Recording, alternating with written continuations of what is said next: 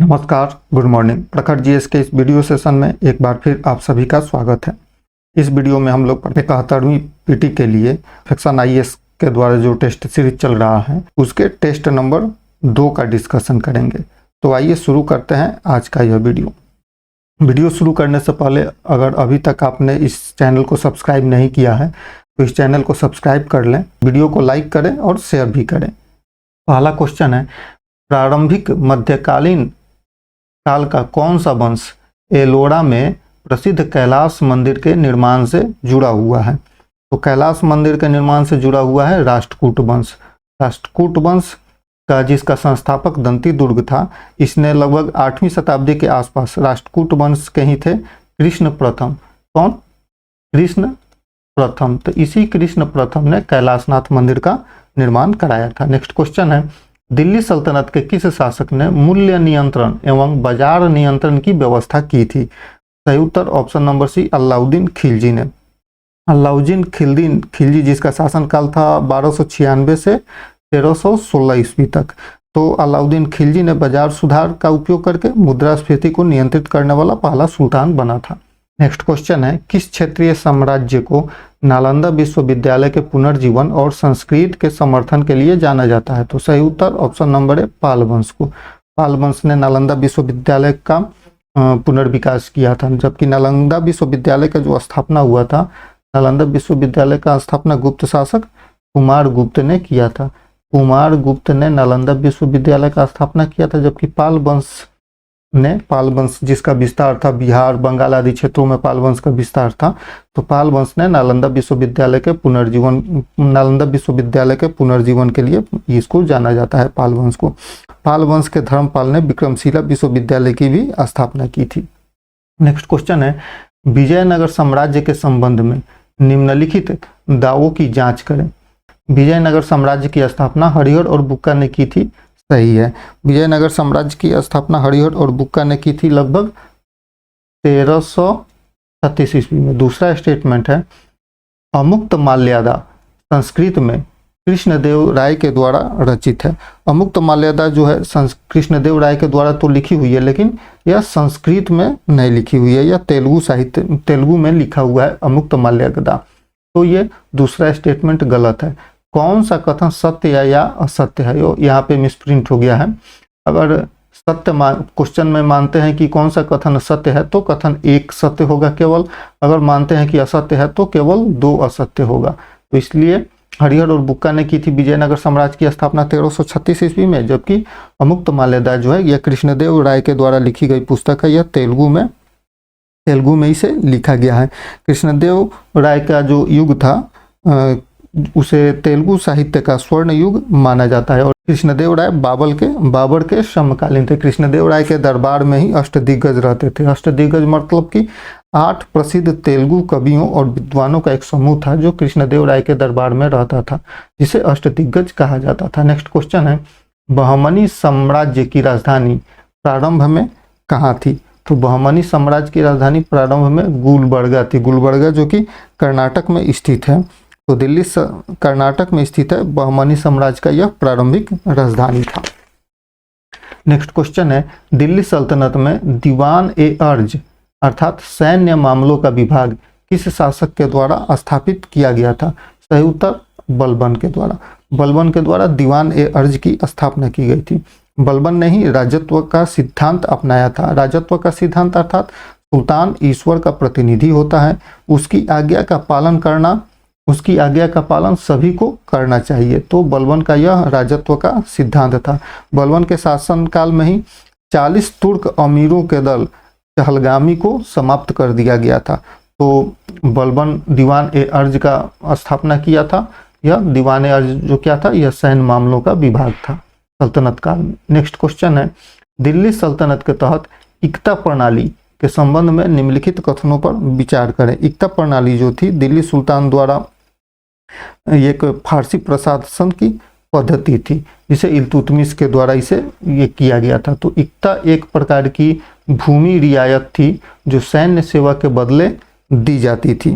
सही है, इक्तादार केवल राजस्व संग्रह करते थे और उनकी कोई प्रशासनिक जिम्मेवारी नहीं होती थी। गलत है, क्योंकि इक्तदार राजस्व संग्रह तो करते ही थे, इक्तदार राजस्व संग्रह तो करते थे और सुल्तान के लिए सैनिकों को बनाए रखने के लिए इन्हें बाध्य किया जाता था। मतलब प्रशासनिक कार्यों में भी इनका उपयोग होता था, इनका हस्तक्षेप होता था, तो ये गलत है। तीसरा, यह प्रणाली इल्तुतमिश के शासनकाल में औपचारिक रूप से स्थापित की गई थी, सही है। उपयुक्त में से कौन सा कथन सही है? तो कथन 1 और 3 सही, option number C. Next question है, चिश्ती संप्रदाय से जुड़े उस सूफी संत का नाम बताइए जो सांसारिक सत्ता के त्याग के सिद्धांत के लिए प्रसिद्ध थे। तो सही उत्तर ऑप्शन नंबर बी, निजामुद्दीन औलिया। निजामुद्दीन औलिया वैसे सूफी संत थे जो सांसारिक सत्ता के त्याग के सिद्धांत के लिए ये प्रसिद्ध थे। निजामुद्दीन औलिया, जिनके गुरु थे फरीदुद्दीन गंज शक्कर। फरीदुद्दीन गंज शंकर इस निजामुद्दीन औलिया के गुरु थे। नेक्स्ट क्वेश्चन है, अकबर द्वारा स्थापित मनसबदारी प्रणाली का मुख्य उद्देश्य क्या था? तो अकबर ने मनसबदारी प्रणाली स्थापित की थी, कब की थी? 1571 ईस्वी में। अकबर ने मनसबदारी प्रणाली स्थापित की थी 1571 ईस्वी में। और मनसब का अर्थ होता है रैंक अर्थात स्थिति, जो कि किसी अधिकारी को उसकी स्थिति, वेतन और सैनिकों की मात्रा निर्धारित करने के लिए ये मनसब ये दिया जाता था। तो सही उत्तर हो जाएगा सैन्य और नौकरशाही की संरचना। अकबर के प्रशासन में मनसबदार जो था, जो जितना बड़ा मनसबदार होता था उतना बड़ा उसकी हैसियत होती थी, अर्थात उसका उतना बड़ा रैंक होता था। प्रत्येक मनसबदार 2 स्तर के होते थे, घुड़सवार और जात। मनसबदार 2 स्तर के काम मनसबदारों को सौंपा जाता था। घुड़सवार अर्थात घुड़सवारों की सेना की संख्या, घुड़सवारों की सेना की संख्या मनसबों के हिसाब से होती थी, उनके रैंक के हिसाब से होती थी, अर्थात जिसके पास जितना ज़्यादा घुड़सवार सेना होती थी उसकी रैंक, उस मनसबदार की रैंक उतनी ऊंची होती थी। तो सही उत्तर option number C. Next question है, शिवाजी के प्रशासन के संबंध में निम्नलिखित में से कौन सा कथन सही है? पहला, उन्होंने एक केंद्रीयकृत भू राजस्व प्रणाली शुरू की और जागीरदारी प्रथा को समाप्त कर दिया था, गलत है। जागीरदारी प्रथा को समाप्त नहीं किया था, वो कम किया था, उसके जागीरदारी प्रथा पर निर्भरता थोड़ा कम किया था। उन्होंने 8 मंत्रियों की एक सलाहकार परिषद बनाई थी शिवाजी ने, सही है, जिसे अष्टप्रधान कहा जाता है, सही है। शिवाजी के जो 8 मंत्रियों का समूह था जिसे अष्टप्रधान कहा जाता था। और अभी चर्चा किए थे कि जो केडी राय थे अर्थात कृष्णदेव राय जो थे साउथ में, उनमें उनके प्रशासन में जो 8 तेलुगु साहित्यकारों का जो एक समूह होता था जिन्हें अष्टदिग्गज कहा जाता था। तो शिवाजी के 8 मंत्रियों के समूह को अष्टप्रधान कहा जाता था। शिवाजी ने अपने दरबार की आधिकारिक भाषा फारसी को बनाया था, गलत है। शिवाजी के दरबार की आधिकारिक भाषा फारसी नहीं थी बल्कि वो मराठी थी या संस्कृत थी। तो सही उत्तर हो जाएगा, नीचे दिए गए कूट का उपयोग कर सही उत्तर चुने। सही उत्तर हो जाएगा ऑप्शन नंबर बी, केवल 2 सही। नेक्स्ट क्वेश्चन है, निम्नलिखित में से किस व्यक्ति ने दिल्ली सल्तनत के सैयद वंश की स्थापना की थी? तो सैयद वंश की स्थापना की थी खिज्र खान ने। खिज्र खान ने सैयद वंश की स्थापना की थी, जो कि 1414 से 1451 तक ये खिज्र खान का शासन था और इसने सैयद वंश की स्थापना की थी। नेक्स्ट क्वेश्चन है, अकबर के शासन काल में जब्ती प्रणाली मुख्यतः किससे संबंधित था? तो जब्ती प्रणाली मुख्यतः संबंधित था भू राजस्व का मूल्यांकन से। अकबर के शासन काल में अकबर का जो वित्त मंत्री था वो टोडरमल था। टोडरमल ने जब्ती प्रणाली सहित भूमि राजस्व में सुधार को लागू किया था। वहाँ कर निर्धारण किया, एक नया टैक्स प्रणाली लागू किया था अकबर ने उस अकबर के शासनकाल में। और टोडरमल ने जो पिछले 10 वर्षों की औसत उपज की गणना करके, इस जब्ती प्रणाली में क्या होता था, पिछले 10 वर्षों के औसत उपज की गणना कर का निर्धारण किया जाता था। तो यह एक भू राजस्व मूल्यांकन का एक प्रणाली था। नेक्स्ट क्वेश्चन है, भक्ति आंदोलन के बारे में निम्नलिखित कथनों पर विचार करें। क्या इसने जाति व्यवस्था और अनुष्ठानों की अपेक्षा व्यक्तिगत भक्ति पर अधिक बल दिया था? सही है। भक्ति आंदोलन जो था, भक्ति आंदोलन में देखते हैं कि भक्ति आंदोलनों में जाति व्यवस्था पर कुठाराघात किया गया था। वहाँ पुरोहितवाद, अनुष्ठानों, जाति व्यवस्था आदि की सर्वोच्चता का विरोध किया गया था। जैसे कबीर, रविदास, मीराबाई आदि जो संत थे, ये इन्होंने अलग अलग भाषाओं में अलग अलग धर्म के होते हुए भी ये किसी दूसरे धर्म के इष्ट की वंदना किया करते थे। तो दूसरा, अधिक लोगों तक पहुंचने के लिए अधिकांश भक्ति संतों ने अपनी स्थानीय भाषाओं में लिखा था। ये भी सही है। इनका जो टारगेट था, ये स्थानीय लोग थे, स्थानीय लोगों को समझ में आ सके, इसलिए इन्होंने अपने इन भक्ति संतों ने जो भी लिखा या जिस काव्यों का प्रयोग किया वो स्थानीय भाषाओं में किया था। यह आंदोलन अधिकांशतः उत्तर भारत तक ही सीमित रहा। गलत है, क्योंकि उत्तर भारत ही नहीं, दक्षिण भारत तक भी यह गया था। भक्ति आंदोलन दक्षिण भारत में भी विस्तृत हुआ था, जैसे तमिल क्षेत्र में अलवार, नैनार आदि। तो कौन सा कथन सही है? सही कथन हो जाएगा ऑप्शन नंबर ए, केवल 1 और 2 सही। नेक्स्ट क्वेश्चन है, किस मुगल सम्राट को फारसी आत्मकथा तुजुक ए जहांगीरी के लेखक के रूप में जाना जाता है? तो तुजुक ए जहांगीरी का लेखक जहांगीर था।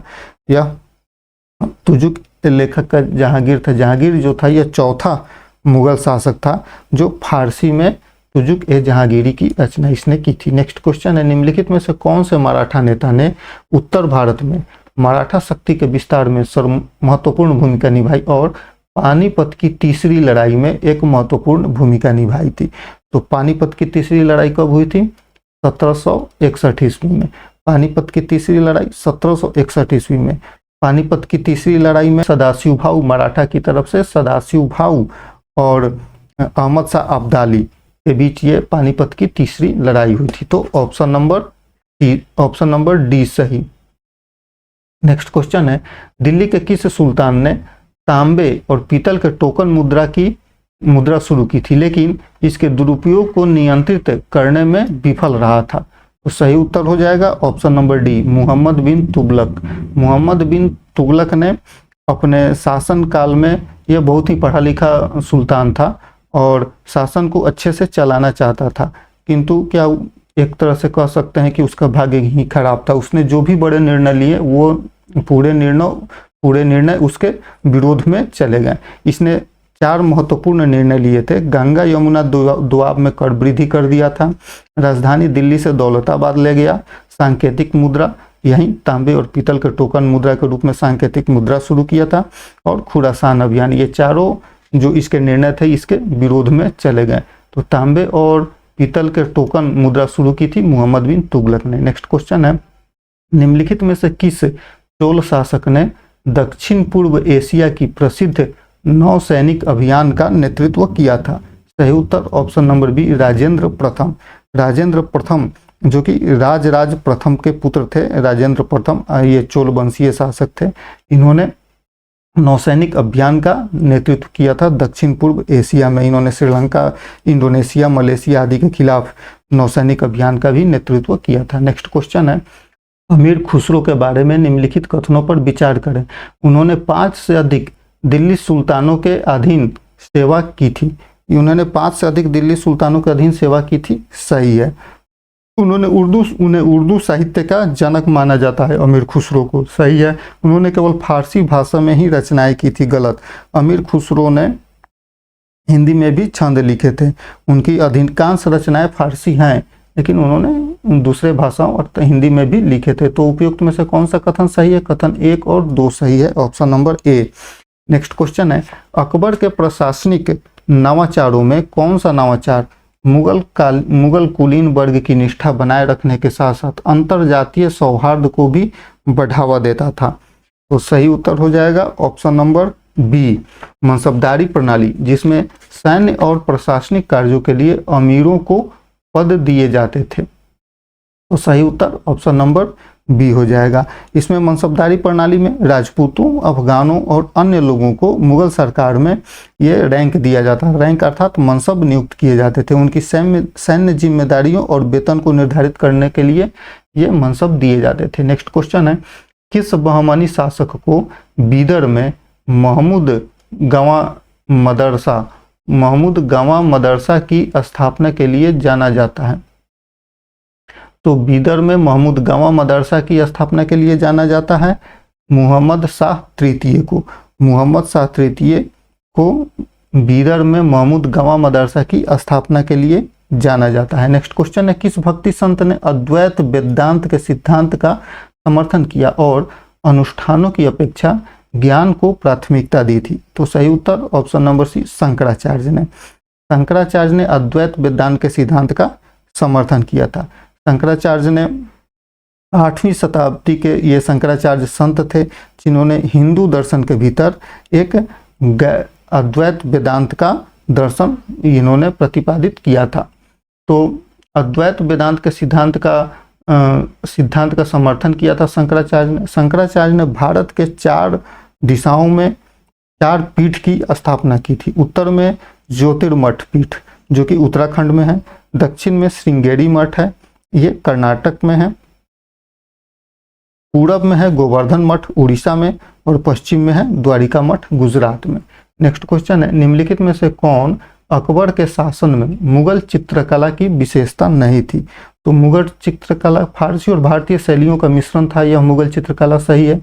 इसमें केवल फारसी महाकाव्यों का चित्रण किया था, गलत, क्योंकि अकबर का जो चित्रकारी व्यवस्था था उस समय ये केवल फारसी महाकाव्यों का चित्रण नहीं किया गया था, अन्य महाकाव्यों का, अन्य लघु चित्रों का भी इसमें चित्रण किया गया था।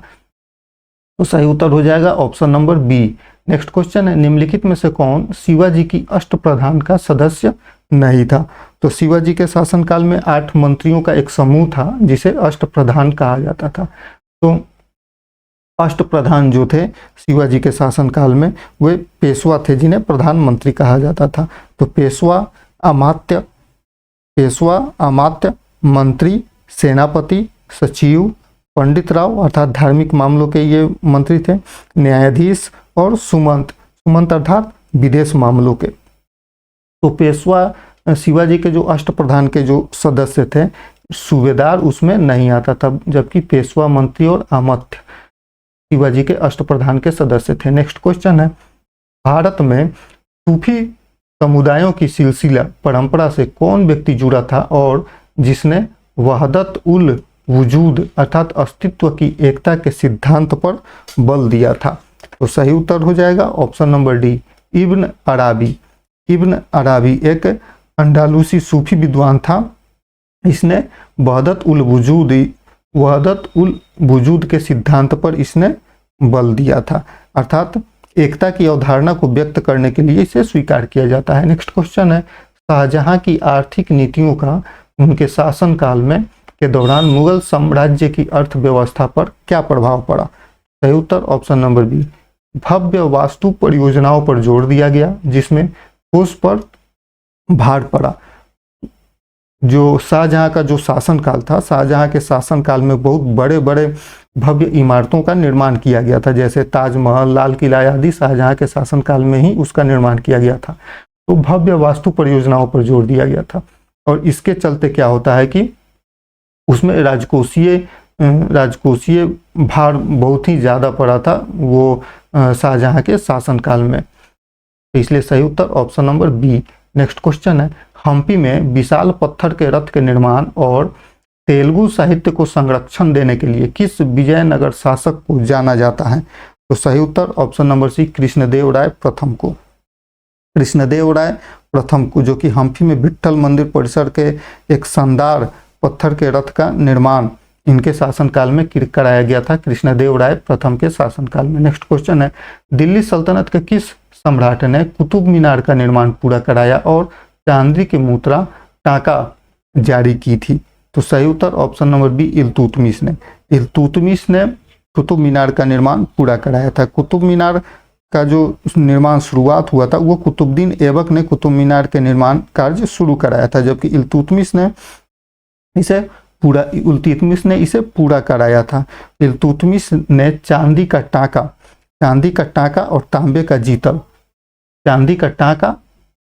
और तांबे का जीतल शुरू किया था इल्तुतमिश ने। नेक्स्ट क्वेश्चन है, प्रारंभिक मध्यकालीन दक्षिण भारतीय किस राजवंश को तमिलनाडु में सिंचाई टैंकों के विकास और मंदिर निर्माण को प्रोत्साहित करने के लिए जाना जाता है? तो सही उत्तर ऑप्शन नंबर ए, चोल वंश, चोल शासनकाल को। चोल शासनकाल जो कि 9वीं से 13वीं शताब्दी तक दक्षिण भारत का एक प्रमुख राजवंश था, उसने तमिलनाडु में सिंचाई टैंकों के विकास और मंदिर निर्माण को प्रोत्साहित करने के लिए उसे जाना जाता है।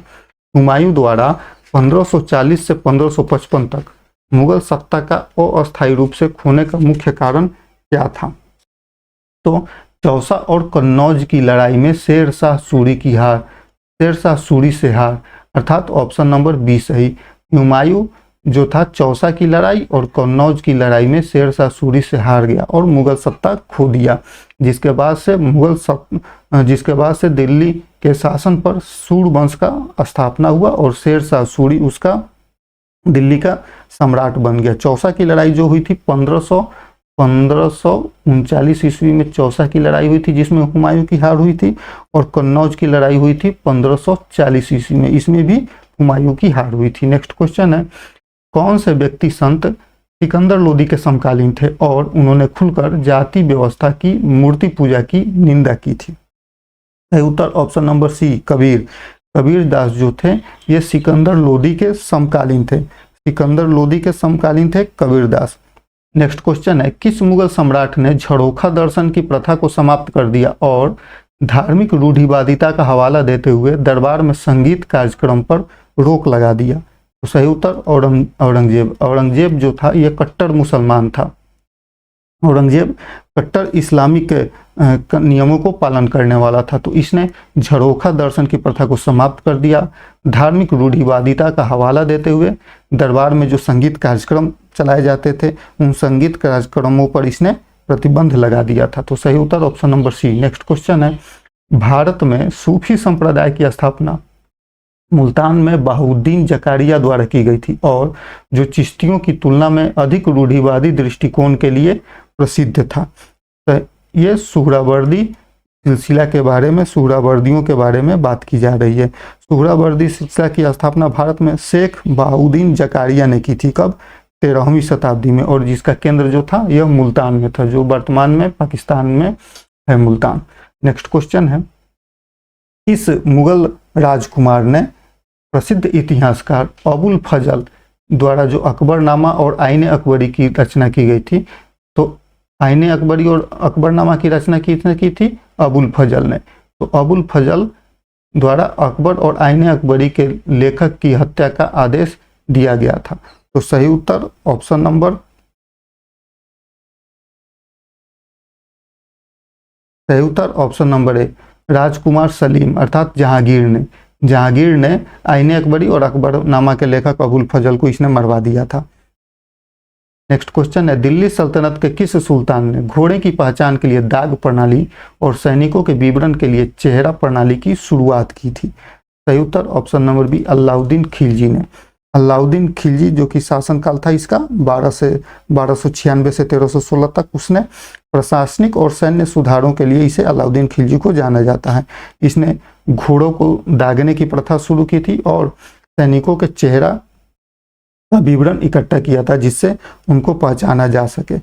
नेक्स्ट क्वेश्चन है, पहले किस मराठा शासक को औपचारिक रूप से छत्रपति की उपाधि दी गई जिन्होंने स्वराज्य की स्थापना की थी? तो सही उत्तर option number A, Shivaji. Shivaji को पहला छत्रपति का उपाधि दिया गया था। शिवाजी को 1674 ईस्वी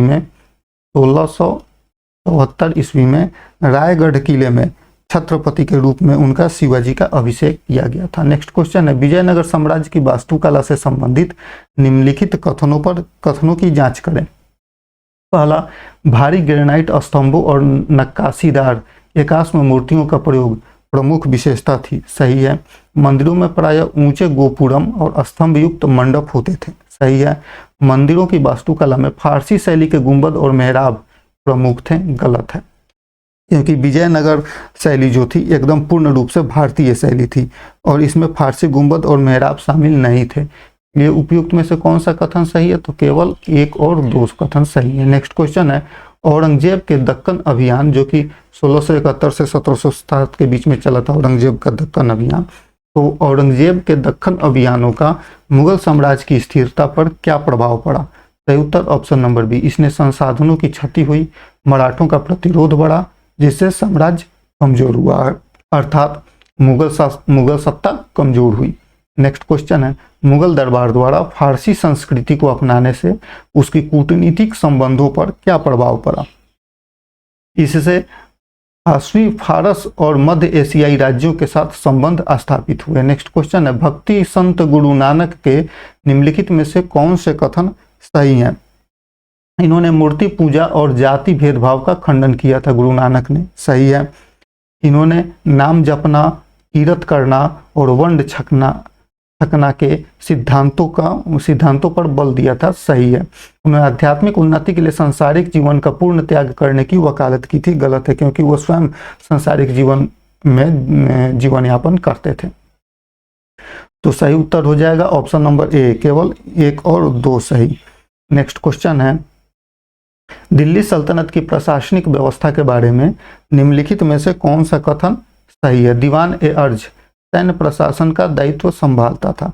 दीवान ए अर्ज जो था यह बलबन के द्वारा स्थापित किया गया था, यह सैन्य प्रशासन था, अर्थात सैन्य विभाग था। दीवान ए मनसा राज्य के पत्राचार का प्रबंधन करता था, सही है। दीवान ए इंसा राज्य का पत्राचार विभाग था। और दीवान ए रिसातल धार्मिक एवं दान संबंधी कार्यों को देखता था, ये भी सही है। तो दिल्ली सल्तनत में दीवान ए अर्ज था सैन्य विभाग, दीवान ए इंसा था पत्राचार विभाग और दीवान ए रिसालत था धार्मिक और दान विभाग। कौन सा कथन सही है? ऑप्शन नंबर डी, तीनों कथन सही है। नेक्स्ट क्वेश्चन है, किस मुगल सम्राट ने तीर्थ कर और जजिया कर को समाप्त किया था और धार्मिक सहिष्णुता की नीति सुलह ए कुल को अपनाया था? सही उत्तर ऑप्शन नंबर सी, अकबर। तो धार्मिक और तीर्थ कर और जजिया कर को किसने समाप्त किया था? अकबर ने समाप्त किया था। सुलह ए कुल की नीति किसने अपनाई थी? अकबर ने अपनाई थी। नेक्स्ट क्वेश्चन है, किस युद्ध ने भारत में मुगल प्रभुत्व की शुरुआत का संकेत दिया? जब बाबर ने इब्राहिम लोदी को पराजित किया था। तो बाबर ने इब्राहिम लोदी को पराजित किया था पानीपत के प्रथम युद्ध में। पानीपत का प्रथम युद्ध 21 अप्रैल 1526 ईस्वी को पानीपत का प्रथम युद्ध हुआ था बाबर और इब्राहिम लोदी के बीच में।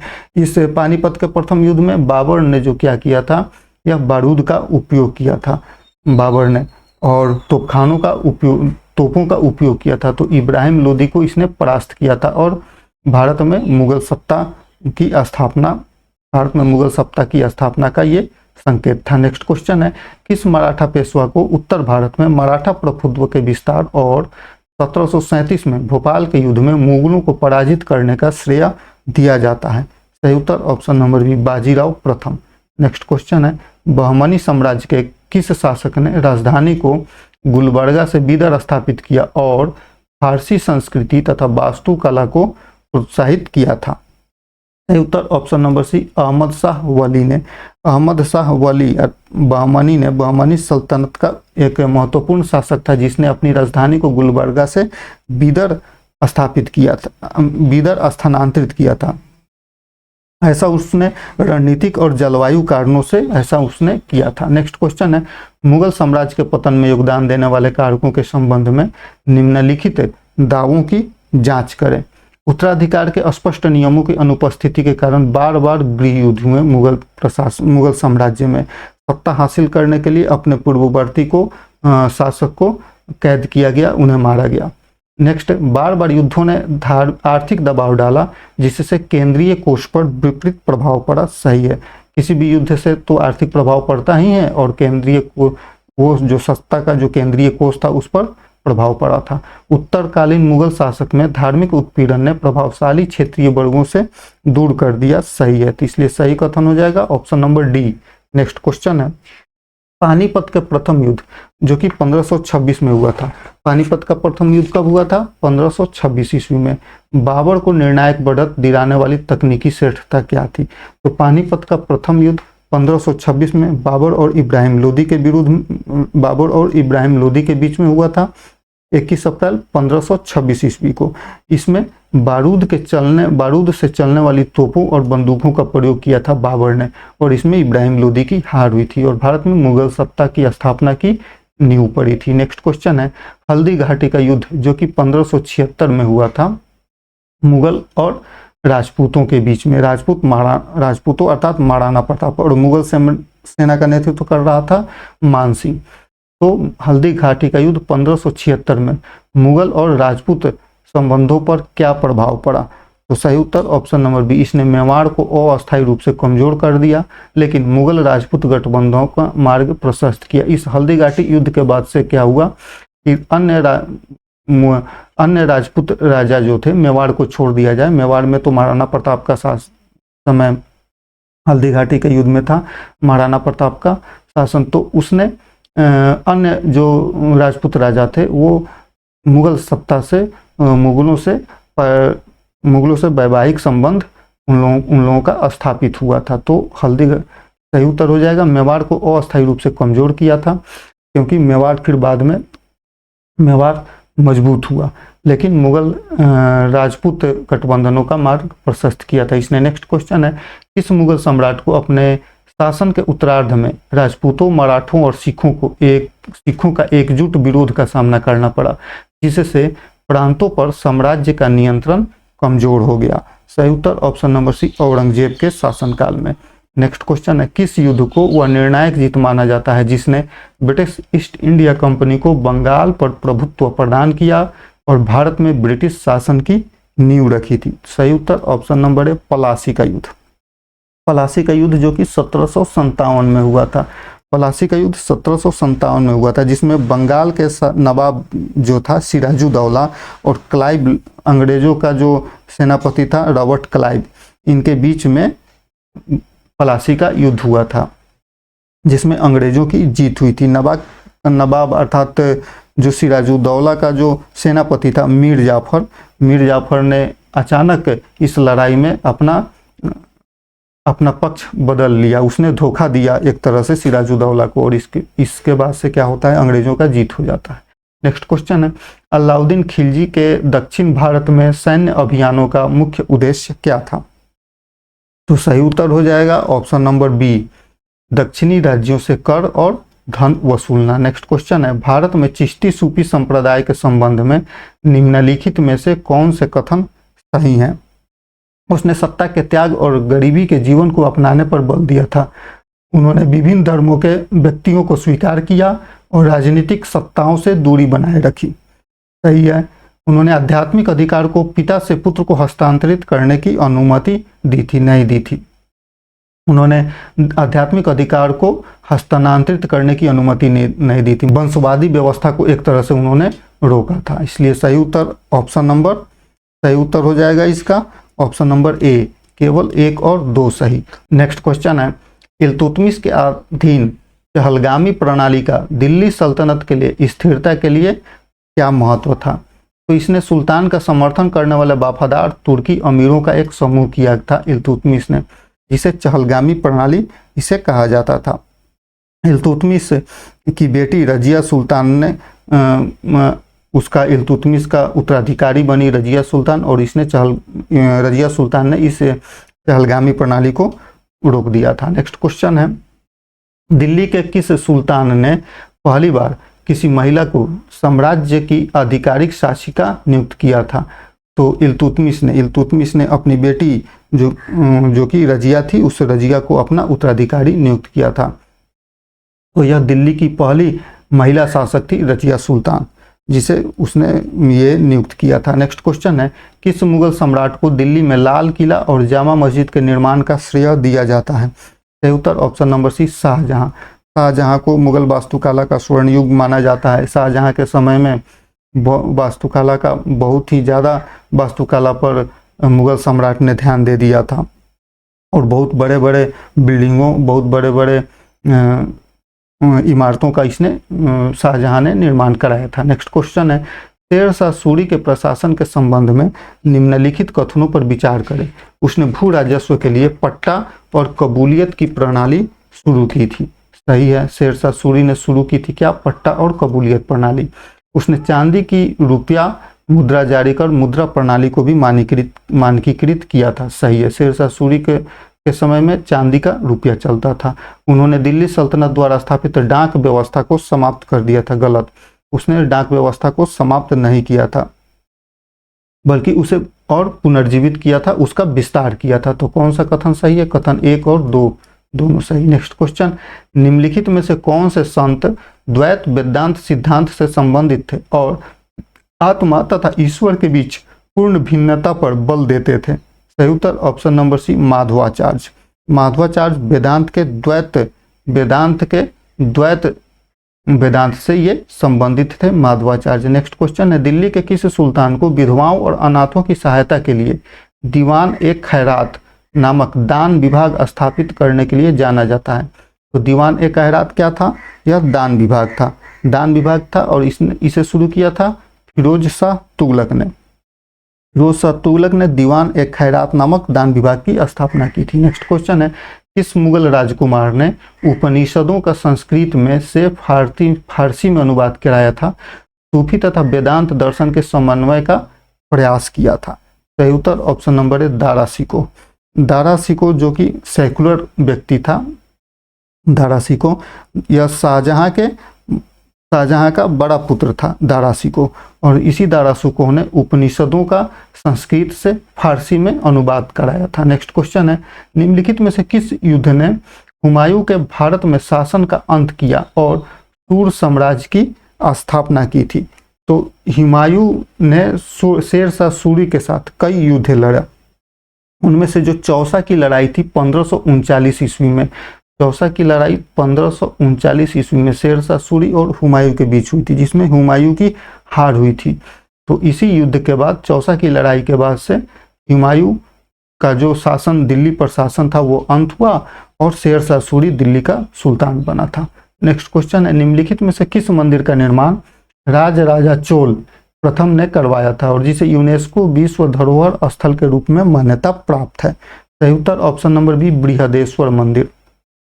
बृहदेश्वर मंदिर का निर्माण कराया था राजा चोल प्रथम ने। यह मंदिर जो है, बृहदेश्वर मंदिर जो है, यह भगवान शिव को समर्पित है और यह यूनेस्को विश्व धरोहर स्थल में भी इसे शामिल किया गया है। नेक्स्ट क्वेश्चन है, किस दिल्ली सुल्तान ने चीन में मंगोल दरबार के साथ राजनयिक संबंध स्थापित किए और युआन वंश के पास दूत भेजे थे? सही उत्तर ऑप्शन नंबर सी, मुहम्मद बिन तुगलक ने। नेक्स्ट क्वेश्चन है, निम्नलिखित में से किस व्यक्ति को विशिष्टाद्वैत दर्शन के प्रचार के माध्यम से दक्षिण भारत में भक्ति आंदोलन का प्रवर्तक माना जाता है? तो सही उत्तर option number C, Ramanujacharya. Ramanujacharya जो कि 11वीं-12वीं शताब्दी के थे रामानुजाचार्य, ये दक्षिण भारत में भक्ति आंदोलन के अग्रणी के रूप में इन्हें माना जाता है। नेक्स्ट क्वेश्चन है, 1739 में नादिर शाह के आक्रमण और दिल्ली में हुए नरसंहार के समय भारत का मुगल सम्राट कौन था?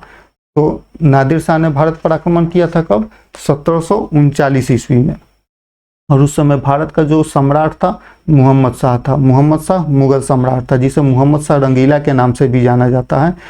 यह नादिर शाह के भारत पर आक्रमण के समय यहाँ का दिल्ली का सुल्तान था। नेक्स्ट क्वेश्चन है, राजपूतों ने मुगल शासन के अंतर्गत अपनी स्वायत्तता कैसे बनाए रखी थी? तो मुगलों के साथ राजनयिक और वैवाहिक संबंध स्थापित किए कर भुगतान के माध्यम से। मुगलों के साथ राजनयिक और वैवाहिक संबंध स्थापित किए थे राजपूतों ने, और कर भुगतान के माध्यमों से उनसे अपनी स्वायत्तता को बनाए रखी थी मुगलों के शासनकाल में। नेक्स्ट क्वेश्चन है, मुगल विस्तार के विरुद्ध असम में अहोम वंश के प्रतिरोध का क्या कारण था? तो इसने गुरिल्ला युद्ध और कूटनीतिक माध्यम से अहोम स्वतंत्रता को इसने सुरक्षित रखा था। उसके जो सेनापति थे अहोम साम्राज्य के, लचित बोड़फुकन, वो लचित अहोम साम्राज्य के ये सेनापति थे और इन्होंने मुगल आक्रमणों का विरोध किया था। हाल ही में असम के जोरहट में इनकी एक बहुत बड़ी प्रतिमा स्थापित की गई है। ये जो लचित बोड़फुकन थे, इन्हें अहोम साम्राज्य और मुगलों के बीच जो लड़ाई हुई थी, सराय घाट की लड़ाई, जो कि 1671 में हुई थी सराय घाट की लड़ाई में, जिसमें ये लचित बोड़फुकन ने अपने अपने कौशल का परिचय दिया था। नेक्स्ट क्वेश्चन है, निम्नलिखित में से किस संत का कर्नाटक में लिंगायत या वीर शैव आंदोलन की स्थापना से संबंध है? तो सही उत्तर option number B, Basavanna. Basavanna जो कि 12वीं शताब्दी के दार्शनिक थे, बसवन्ना। कर्नाटक में लिंगायत आंदोलन की स्थापना का श्रेय इन्हें दिया जाता है।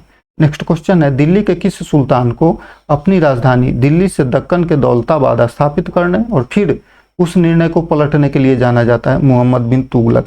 पहले हम लोग बात कर चुके हैं, मोहम्मद बिन तुगलक के जितने निर्णय थे अधिकांशतः निर्णय उसके विवादास्पद थे और उस पर विपरीत प्रभाव पड़ा था मोहम्मद बिन तुगलक पर। हालांकि मोहम्मद बिन तुगलक बहुत ही विद्वान व्यक्ति था, वो पढ़ा लिखा था, किंतु उसके निर्णय जो थे हमेशा उसके विरोध में रिजल्ट देते थे। नेक्स्ट क्वेश्चन है, 15वीं 16वीं शताब्दी के दौरान उड़ीसा के गजपति वंश ने क्षेत्रीय संस्कृति में क्या योगदान दिया था?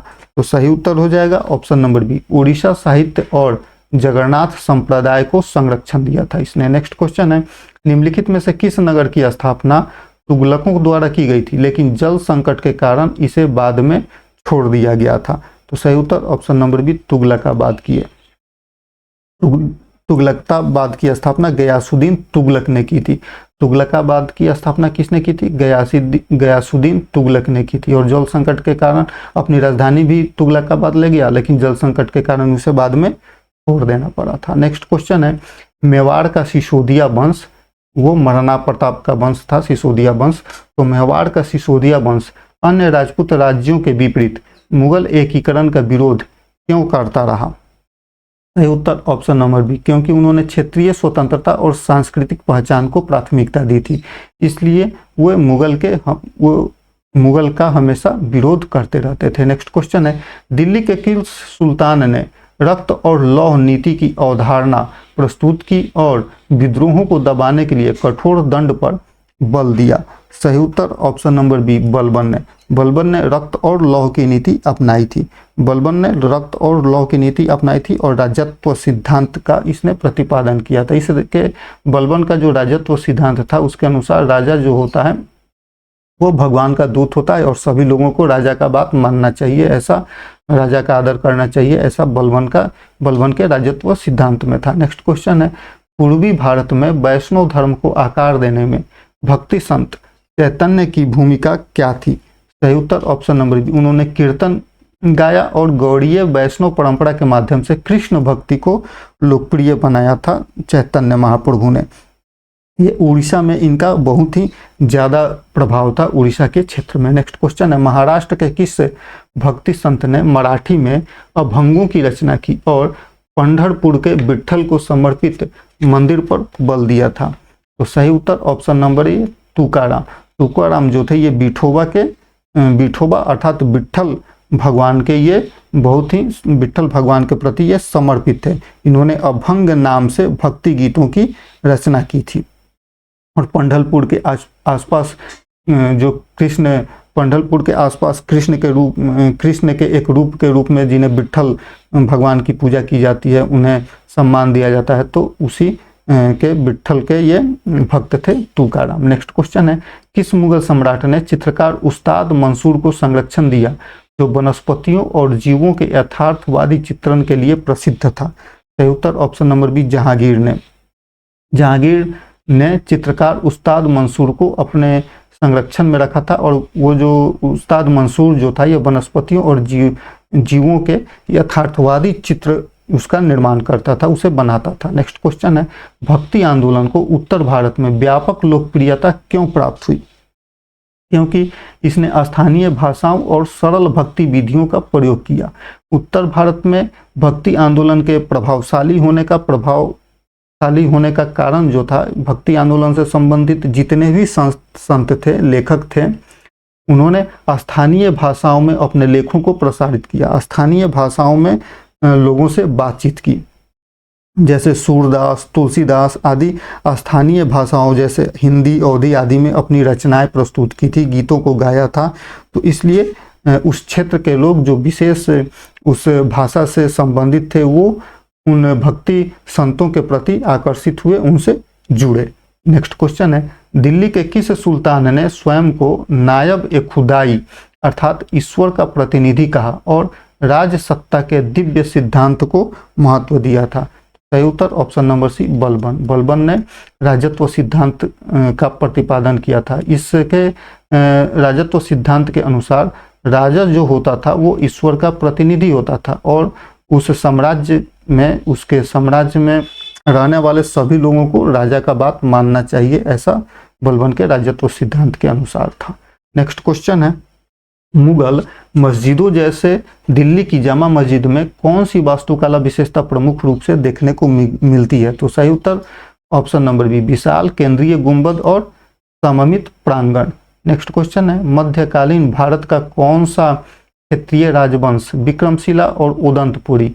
विक्रमशिला जो कि वर्तमान भागलपुर में है, उदंतपुरी जैसे पुस्तकालयों और विश्वविद्यालयों की स्थापना के माध्यम से शिक्षा को बढ़ावा देने के लिए जाना जाता था। तो सही उत्तर ऑप्शन नंबर सी पाल वंश।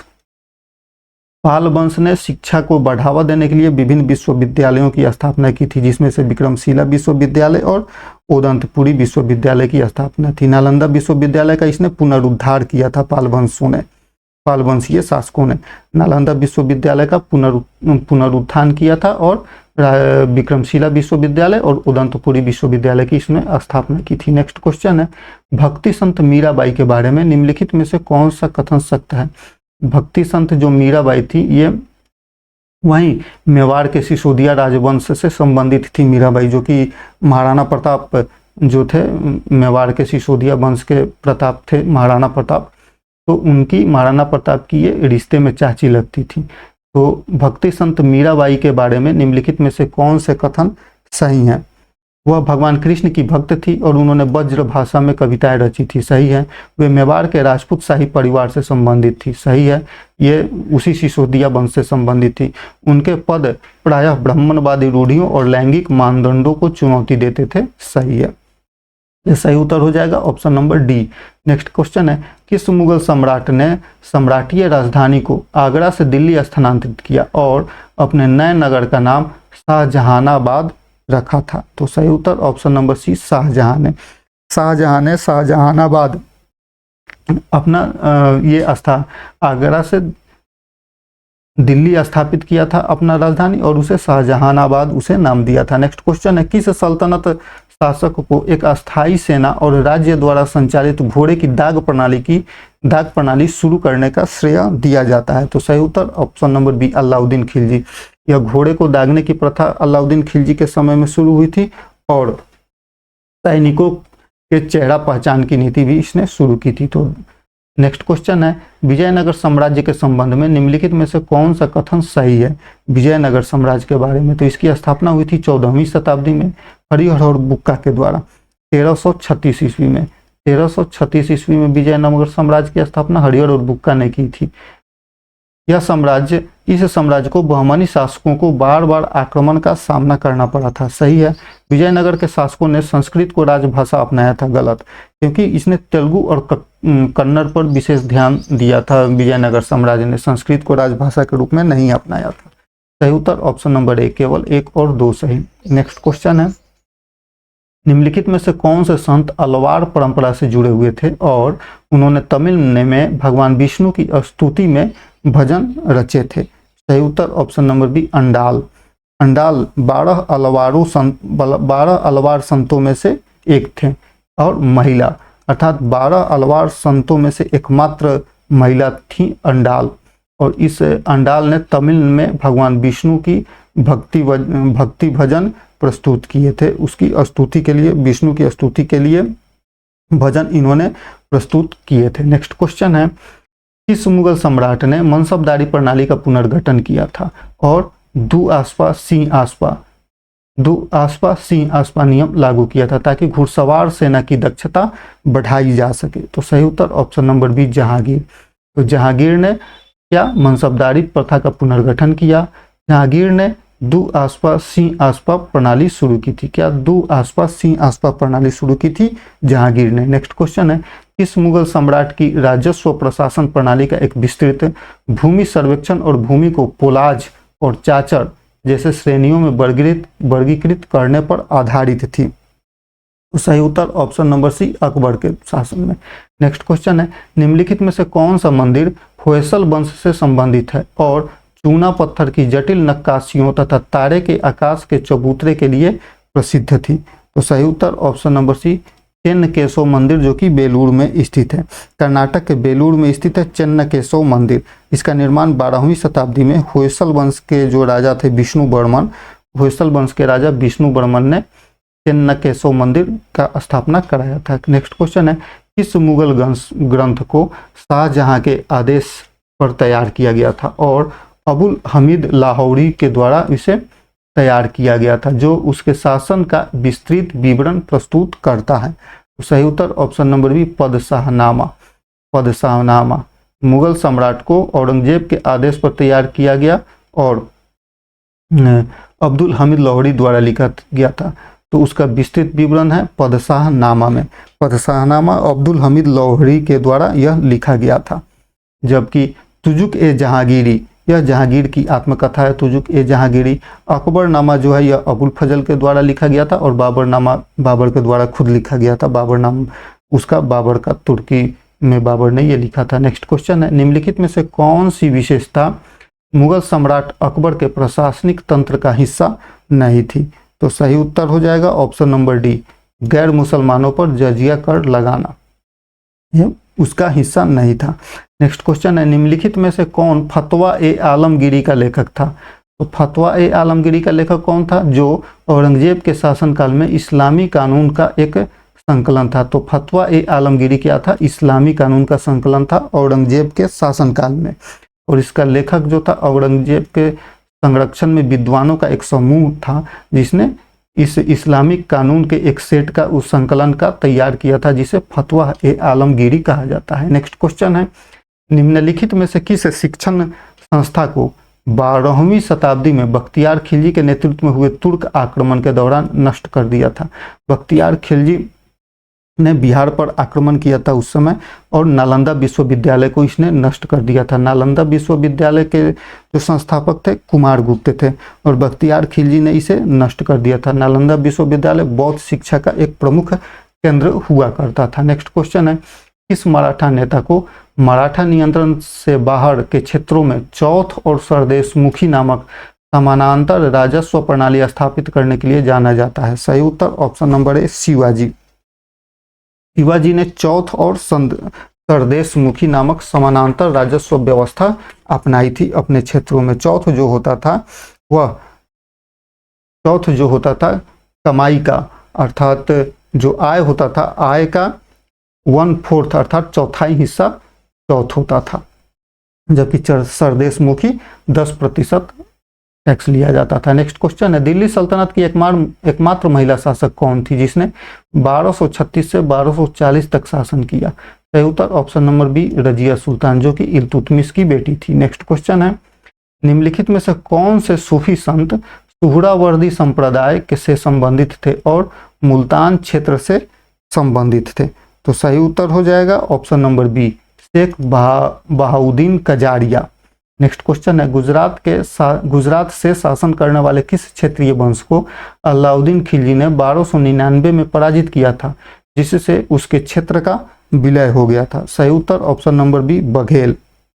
बघेल अलाउद्दीन खिलजी ने 1299 में गुजरात पर कब्जा कर लिया था और बघेल शासक कर्ण को हराया था, जिससे दिल्ली सल्तनत का नियंत्रण बढ़ गया था गुजरात में। नेक्स्ट क्वेश्चन है, तोडरमल के अधीन मुगल भू राजस्व प्रणाली के संबंध में निम्नलिखित में से कौन सा कथन सही है? भूमि को मानकीकृत इकाइयों से मापा गया था और उसी के अनुसार राजस्व तय किए गए थे। सही है। मुगल अधिकारियों द्वारा किसानों को सीधे सीधे राजस्व वसूला जाता था। गलत, क्योंकि वो जमींदारों के माध्यम से उस समय राजस्व वसूला जाता था। फसल चक्र और मृदा उर्वरता को राजस्व निर्धारण में अनदेखा किया गया था। गलत है, क्योंकि इसे अनदेखा नहीं किया गया था। फसल चक्र और मृदा उर्वरता के अनुसार ही वो राजस्व तय किए जाते थे। तोडरमल ने जो यह प्रणाली अपनाई थी, जिसे दहसाला के नाम से जाना जाता है, दहसाला प्रणाली अपनाई थी, राजस्व निर्धारण की दहसाला प्रणाली उसने अपनाई थी, जिसमें राजस्व के मूल्यांकन के लिए तोडरमल इस दहसाला प्रणाली के अंतर्गत फसल पैटर्न, मिट्टी की उर्वरता और उसका जो उपज होता था, उपज का डेटा का जांच करता था और उसके आधार पर वो फसलों का उस फसलों पर टैक्स लगाता था। तो सही उत्तर हो जाएगा ऑप्शन नंबर बी, केवल एक सही। नेक्स्ट क्वेश्चन है, दिल्ली के किस सुल्तान ने सिकंदर एसानी अर्थात द्वितीय सिकंदर की उपाधि धारण की और अपने सैन्य विजय तथा बाजार पर केंद्रीकृत नियंत्रण के लिए जाना गया था? सही उत्तर option number B, Alauddin Khilji. Next question है, भक्ति परंपरा के निम्नलिखित में से किस संत ने अवधि में पदों की रचना की, भगवान राम के प्रति भक्ति पर बल दिया और रामचरितमानस की रचना की? तो सीधा सीधी रामचरितमानस की रचना तुलसीदास ने की थी। तुलसीदास ने अवधी भाषा में रामचरितमानस की रचना की थी 16वीं शताब्दी के आसपास, जिस समय अकबर का शासन था। नेक्स्ट क्वेश्चन है, दिल्ली के किस क्षेत्रीय वंश को हुसैन शाह के अधीन बंगाली साहित्य विशेषकर चैतन्य महाप्रभु की जीवनी को संरक्षण देने के लिए जाना जाता है? तो सही उत्तर option number B, Hussain Shah को। नेक्स्ट क्वेश्चन है, चोल प्रशासन के संबंध में निम्नलिखित में से कौन सा कथन सही है? ग्राम सभाओं ने स्थानीय शासन में महत्वपूर्ण भूमिका निभाई थी। सही है। चोल प्रशासन, ग्राम स्वशासन के लिए चोल प्रशासन जाना जाता था। चोलों के पास एक संगठित नौसैनिक बल था। सही है। चोल राजराजा प्रथम और उनके पुत्र राजेंद्र प्रथम ने, जो कि चोल वंश के महत्वपूर्ण शासक थे, इन्होंने जल सेना की स्थापना की थी। इंडोनेशिया, श्रीलंका आदि में विजय अभियान इनका चला था। चोल राजा को 8 मंत्रियों की केंद्रीय परिषद अष्टप्रधान द्वारा सहायता प्रदान की जाती थी। गलत है, क्योंकि अष्टप्रधान जो था यह शिवाजी प्रशासन में था, मराठा प्रणाली में अष्टप्रधान होता था। सही उत्तर ऑप्शन नंबर ए, केवल 1 और 2 सही। नेक्स्ट क्वेश्चन है, 1565 की तालीकोटा की लड़ाई के बाद विजयनगर साम्राज्य के पतन में निम्नलिखित में से कौन से कारणों ने प्रमुख भूमिका निभाई थी? तो विजयनगर के विरुद्ध दक्कन सुल्तानों का गठबंधन। सही है। युद्ध में केडी राय अर्थात कृष्णदेव राय की मृत्यु, युद्ध में उनकी मृत्यु नहीं हुई थी। हम्पी का विध्वंस और लूट। सही है, इसलिए सही उत्तर हो जाएगा हमारा ऑप्शन 1 और 3, ऑप्शन नंबर बी सही। नेक्स्ट क्वेश्चन है, निम्नलिखित में से किस सुल्तान ने आवश्यक वस्तुओं की कीमतों को नियंत्रित करने के लिए दीवान ए रियासत नामक एक नया विभाग का स्थापना किया था? सही उत्तर option number C, Alauddin Khilji. Next question है, चाहमान अर्थात चौहान वंश के संबंध में निम्नलिखित में से कौन से कथन सही हैं? तो उन्होंने वर्तमान दिल्ली और अजमेर के आसपास के क्षेत्र पर शासन किया था। सही है। पृथ्वीराज चौहान को तराइन की दूसरी लड़ाई में मोहम्मद गोरी ने हरा दिया था। सही है। और चाहमान केवल जैन धर्म के अनुयायी थे। गलत है, क्योंकि चाहमान जो थे ये मुख्य रूप से हिंदू थे, जैन धर्म के अनुयायी नहीं थे। यह सही उत्तर हो जाएगा ऑप्शन नंबर ए, केवल 1 और 2 सही। नेक्स्ट क्वेश्चन है, निम्नलिखित में से किस शासक ने फतेहपुर सीकरी नगर स्थापना की थी और थोड़े समय के लिए अपनी राजधानी भी फतेहपुर सीकरी को बनाया था? सही उत्तर ऑप्शन नंबर बी, अकबर ने। अकबर ने फतेहपुर सीकरी की स्थापना की थी और फतेहपुर सीकरी में बुलंद दरवाजा, जामा मस्जिद, दीवान खास जैसी इमारतों का उसने निर्माण भी वहाँ पे हुआ था। तो अकबर ने फतेहपुर सीकरी की स्थापना की थी और कुछ समय के लिए अपनी राजधानी भी उसने फतेहपुर सीकरी को बनाया था। नेक्स्ट क्वेश्चन है, गुरु गोविंद सिंह के बारे में निम्नलिखित में से कौन से कथन सही हैं? उन्होंने 1699 ईस्वी में मुगल अत्याचार के विरुद्ध लड़ने के लिए खालसा पंथ की स्थापना की थी। सही है। उन्होंने बक्सर की लड़ाई में सिख सेनाओं का नेतृत्व किया था। गलत है, क्योंकि बक्सर की लड़ाई में ये सिख सेना उसमें शामिल नहीं थी। बक्सर की लड़ाई 1764 में हुई थी और गुरु गोविंद सिंह की मृत्यु के बहुत समय बाद बक्सर की लड़ाई हुई थी। करीब करीब 1708 में गुरु गोविंद सिंह की मृत्यु हो गई थी और बक्सर की लड़ाई हुई थी 1764 ईस्वी में। उन्होंने अपनी मृत्यु के पहले गुरु ग्रंथ साहिब को शाश्वत गुरु घोषित कर दिया था। सही है। गुरु गोविंद सिंह ने गुरु ग्रंथ साहिब को घोषणा किया था कि आज के बाद से गुरु परंपरा जो हम लोगों को पता है, सिखों में 10 गुरुओं का एक समूह है, पहले से 10 गुरु, तो ये गुरु गोविंद सिंह 10वें और अंतिम गुरु थे और उन्होंने कहा था कि इसके बाद से यह जो गुरु पद जो है यह गुरु ग्रंथ साहिब को प्राप्त होगा, कोई व्यक्ति विशेष सिख गुरु नहीं होगा। इसलिए सही उत्तर हो जाएगा हमारा option number C. Next question है, दक्षिण भारत में भक्ति आंदोलन को विष्णु के प्रति समर्पित तमिल संतों के किस समूह ने मुख्य रूप से प्रभावित किया था? सही उत्तर ऑप्शन नंबर बी, अलवारों ने। नेक्स्ट क्वेश्चन है, चोलों द्वारा निर्मित दक्षिण भारत का कौन सा मंदिर अपने 216 फुट ऊंचे विमान और जटिल पत्थर की नक्काशियों के लिए प्रसिद्ध है? सही उत्तर ऑप्शन नंबर बी, बृहदेश्वर मंदिर, जो कि भगवान शिव को समर्पित है। इसे राजराजा चोल ने इसे बनवाया था।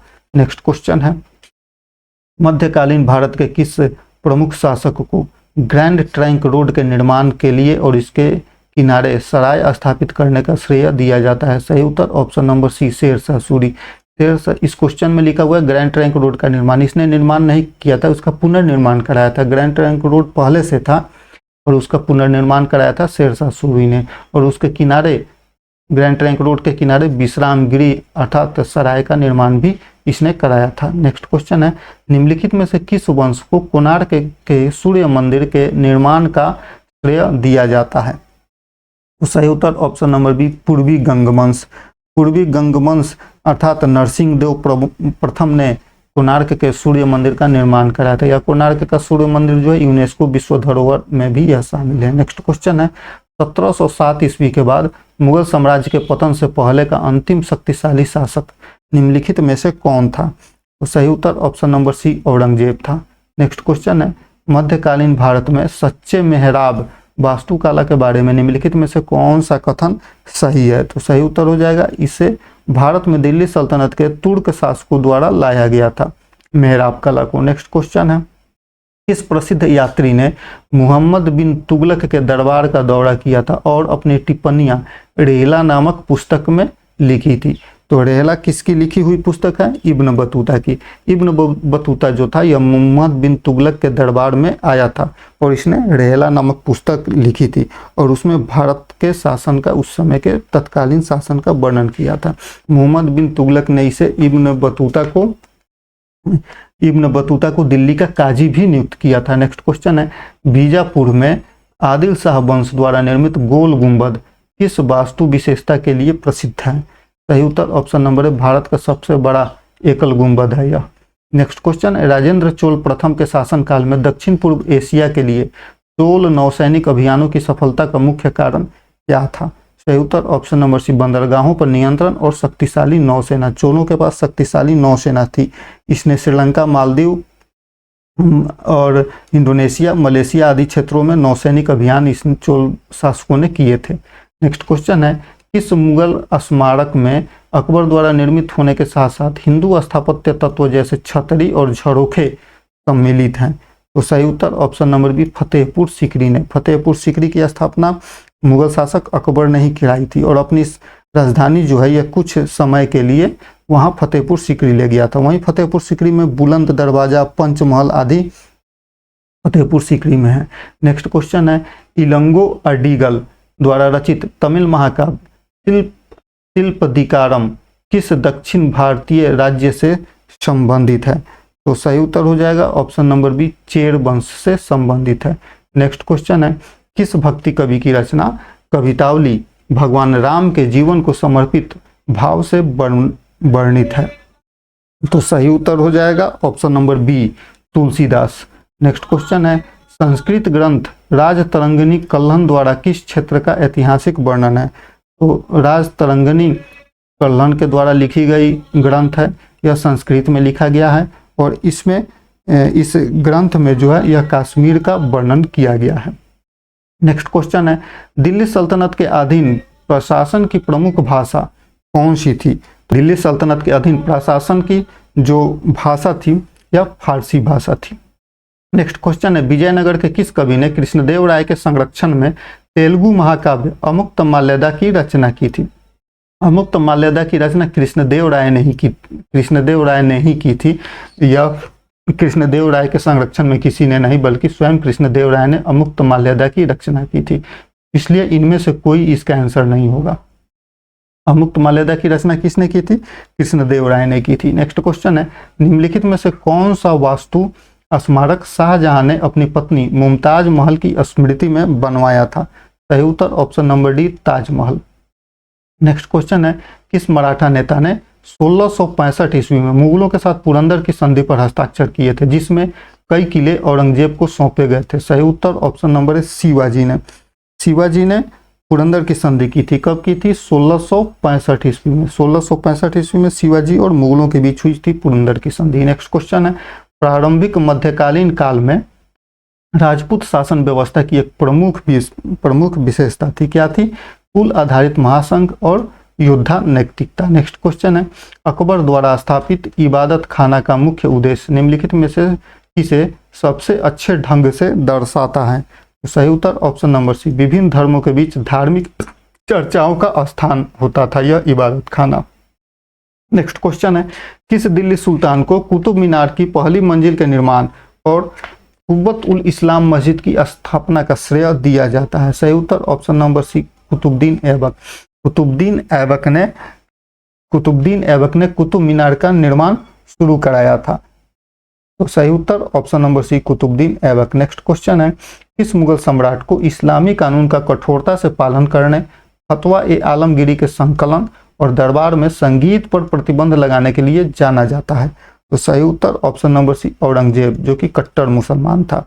वह सही उत्तर औरंगजेब हो जाएगा। नेक्स्ट क्वेश्चन है, किस पेशवा ने 1737 ईस्वी में दिल्ली पर अधिकार करके मराठा प्रभाव को उत्तर भारत तक विस्तारित किया था? सही उत्तर ऑप्शन नंबर बी, बाजीराव प्रथम। नेक्स्ट क्वेश्चन है, निम्नलिखित में से कौन बहमनी साम्राज्य के वजीर थे जिन्हें प्रशासनिक सुधारों और बीदर में मदरसा स्थापित करने के लिए जाना जाता है? सही उत्तर ऑप्शन नंबर बी, मुहम्मद गावाक।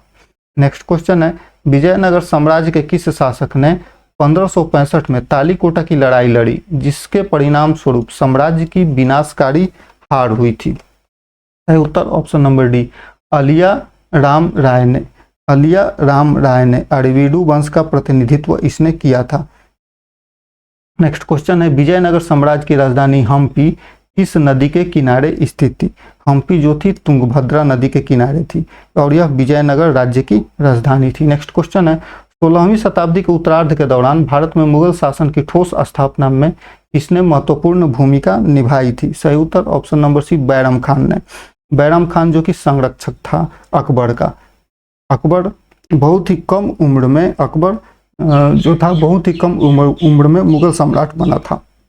तो बैरम खान उस युवा अकबर का संरक्षण और मुख्य सलाहकार की भूमिका निभाता था। अकबर जो था मात्र 13 वर्ष की आयु में ही मुगल सम्राट बन गया था।